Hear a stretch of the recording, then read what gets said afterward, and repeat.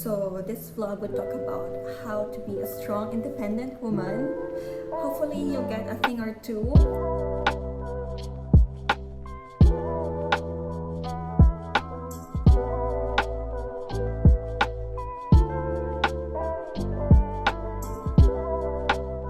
Hi guys! Thank you so much for watching the first vlog.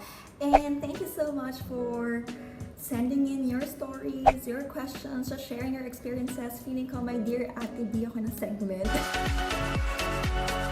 So, a lot of people have been asking me how to move on. Pero, guys, huwag na tayo maglokohan kasi kahit anong panoorin nyo, kahit anong kainin nyo, kahit sino kausapin nyo, if you don't wanna move on, you're not gonna move on. So, I feel like I just want to share how I kind of rebuilt myself. So this vlog would talk about how to be a strong, independent woman. Hopefully you'll get a thing or two. And nag-ayos ako today kasi nag-message yung mom ko. Mag-lipstick daw ako dahil di naman ako pinalaking maputla. Strong. Usually, people equate this with resilience. How much can you forgive? How much can you sacrifice?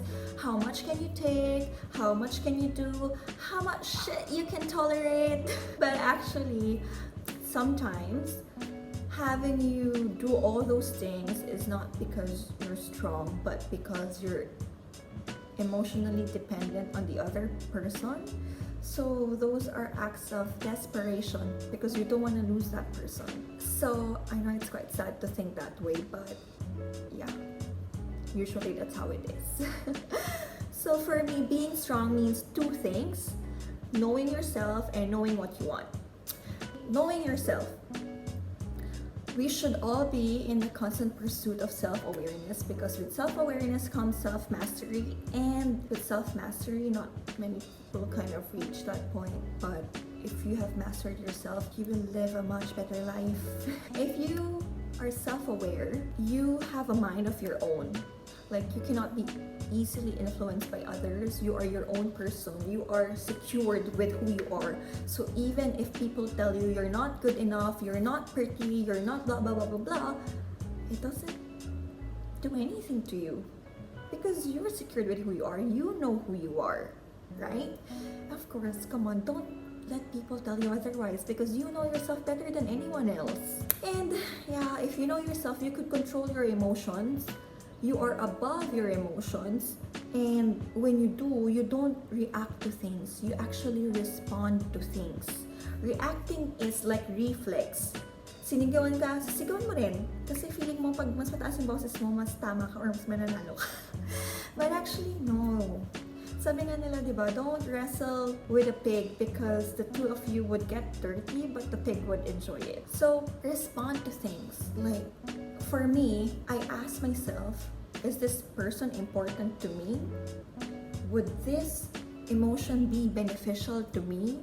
Would this change anything about me? If I answer no, then no. Why would I participate in whatever you're trying to give me, diba?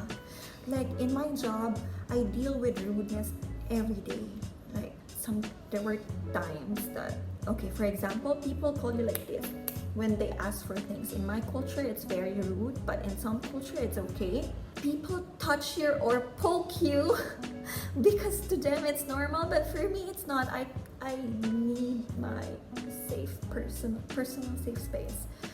And people just tell you that I don't want to talk to you, I don't like the tone you're using to me, I don't want to see you. I mean, so be it. I mean, it doesn't affect me. If you don't, then of course you save me so much energy and time by not dealing with me. So yeah, you just have to choose what you take, okay?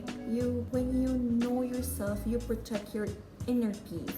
It means that you are very choosy with who you allow in your life, who and what you allow in your day. Number 2 is knowing what you want. When I was very young, somebody asked me, what's your dream? And then I said, I want to build a house for my family, I want my siblings to be well, I want this and that and that. And then that person told me, I asked you, what's your dream? I didn't hear any of your dreams. So I was thinking like, huh? That was my dream. And then I realized none of it was actually for me. Right? I didn't know what I want. aside from providing for my family. So that kind of kick-started me into this journey of knowing who I really am, what I want to be, what I want in life, because I believe there's power in knowing what you want, because when you know what you want, it gives you direction in life, and when you know what you want, you recognize it. So even if the world gives you a lot of options, if you know what you want, you'll recognize who you want and what you want in one look. I guess that's why before, I didn't have standards. Like, if I like this person, I like this person. It doesn't matter if they did this, if they're like this, or blah blah blah. Then later on, I kept asking myself, why do I get involved with this type of people? And then I realized it's because I don't have standards. It's because I don't know what I want. So that's why I consider being strong. I mean, I consider myself being strong now because I finally know myself and I finally know what I want. Therefore, you would be very picky with how you spend your energy, you spend your time, and you just don't give yourself away. You don't just give attention like that. Independent. A lot of people would say that you're independent if you're self-sufficient. So spiritually, physically, mentally, emotionally, financially. Spiritually, I believe that faith is a very personal journey that you have to seek the spirit on your own. Physically, you have to take care of yourself. How can you take care of other people if you can't do it to yourself? Mentally, there's no other person who could help you with that. You have to invest in yourself. You have to learn things on your own. Emotionally, if you are secured with who you are, what you are, you don't need external validation. Financially, you have to earn your damn paper. If you're self-sufficient in all these aspects, then yes, you're independent. And when you're independent, you won't be the type of person who would stay in the wrong relationships just because they're emotionally dependent on the other person. Like, for example, you may not notice it, but you demand for time, attention, you demand your partner to show you off, you demand for sweet surprises, you demand affection and a lot of things. The mere fact that you have to ask for these things already means something, diba? That's how you become toxic, kasi you demand for things, and you demand for this because you think you're in love. This is how it should be. Your desperation for love could make you toxic. So it didn't make sense to me before, but somebody told me needing nothing is how you attract everything. It makes a lot of sense to me now. I hope it makes sense to you too. So the mere fact that you have to ask for it should make you think twice. Because trust me, if the person wants you in their lives, you wouldn't have to ask for this. For girls, if a guy likes you, they would move mountains for you. Seriously, there's no such thing as they don't have time, they don't have enough, they can't do this or do that. If gusto mo ng square na pakuan, gagawin nilang square yun. I swear.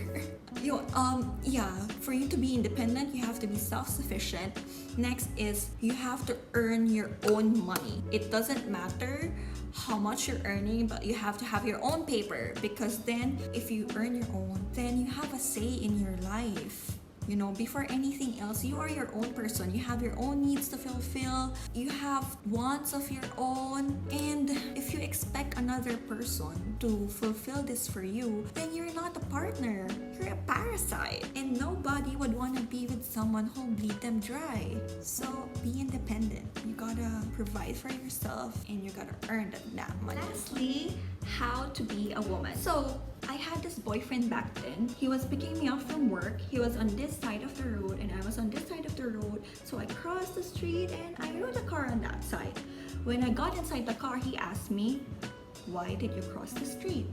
And then I said, "So that you won't make a U-turn anymore." And then he told me, "Next time, don't cross the street. Stay where you are, because the reason that I'm picking you up is because I want you to be comfortable. So let me make that U-turn." So I'm like, okay.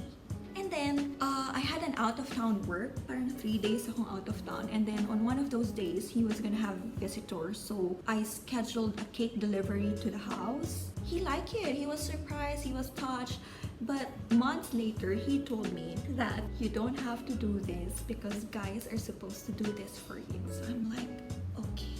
And then he told me something that really stuck with me.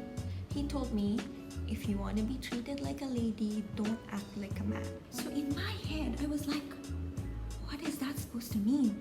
Like, do I have to be pabebe? Do I have to pretend that I need him, that I need his help? What do I have to do? Do I have to ask for things? I didn't know what to make out of it before, but I realized that you don't overcompensate, okay? You just act accordingly, okay? If you're a date, be a date. If he's a boyfriend, be a girlfriend. If he's a husband, be a wife. Don't give wifey privileges to a boyfriend or to a date. Mostly girls do this just to prove that they're worthy because they want a ring on their finger. But girls, don't do this to yourself, because once you have your husband, what is something that you could give to your husband that you haven't given everyone else? And men are born to hunt and pursue. They would do whatever it takes up to their best ability if they want you. So guys would say, why buy the whole cow if they could get the milk for free? But I could also think, why buy the whole pig just for a little sausage? So it goes both ways. Just act accordingly. If a guy treats you in a special way or makes you feel special but does not verbalize it, don't fall into the trap. If he says good morning, good night, have you eaten, and all those sass, he picks you up, he sends you this and that and that. Like, even if you think na nililigawan ka niya but he didn't really tell you, don't fall for that trap. If he is not man enough to accept and profess his own feelings, then you don't need that kind of man. Because what do they tell girls? That you assume, or I never told you I like you, I never asked you to do this and that. So don't waste your time on guys who are not man enough to profess to you and to pursue you. So you have to have your own life before you become somebody else's wife. It's really nice to fulfill your personal goals before you build a life with another person, because then you would just be both contributing people, diba? Kasi you are both fulfilled. You may not be where you want to be still, but you are with this person because you want to build something, not because you need him or you want to take something from him. Okay, I'm not saying it's bad to want to have a person who's already made it in life, but there's a different joy in actually building together. One of the quotes that I live by is, she who knows what she brings to the table is not afraid to eat alone. So be that kind of woman, you know, the strong, independent woman that if you're not being served right, you just walk away. You don't even need to put up a fight or shout or scream or do whatever. Just stand up and walk away. So I hope you learned something in this little vlog. I hope you'd evaluate yourself and your life, your relationships, and envision the woman that you want to become. I pray for guidance and clarity to come into your life. Thank you so much for watching, and be well.